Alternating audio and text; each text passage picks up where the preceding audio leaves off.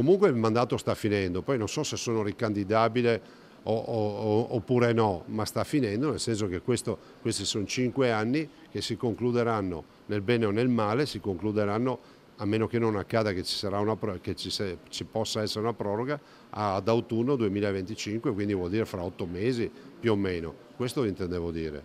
E quindi la programmazione di lunga gittata la si deve fare con il rinnovo dell'amministrazione. Nessuna dietrologia. Ma no.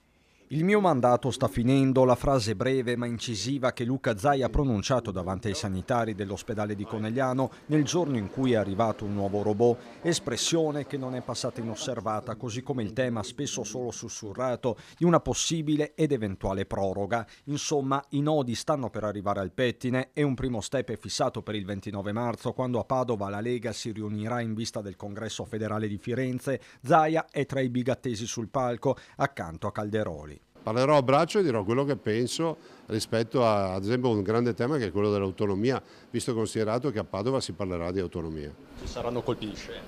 Ma da parte mia assolutamente no. Sullo sfondo la mozione identitaria del segretario Alberto Stefani, che su 67 delegati ne ha portati a casa 50, linea che sembra convincere lo stesso Zaia. Quindi quella mozione rientra nell'ortodossia leghista?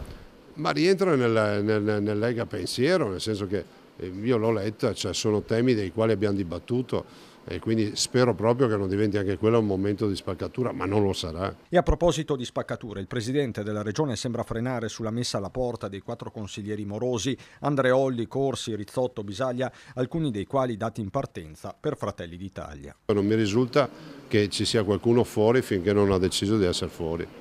Quindi c'è ancora un margine, secondo lei, per recuperare i nomi di cui si sta parlando in queste ore? Ma guardi, non faccio nessun commento, a me non risulta che ci sia gente che si è dimessa dal partito, punto.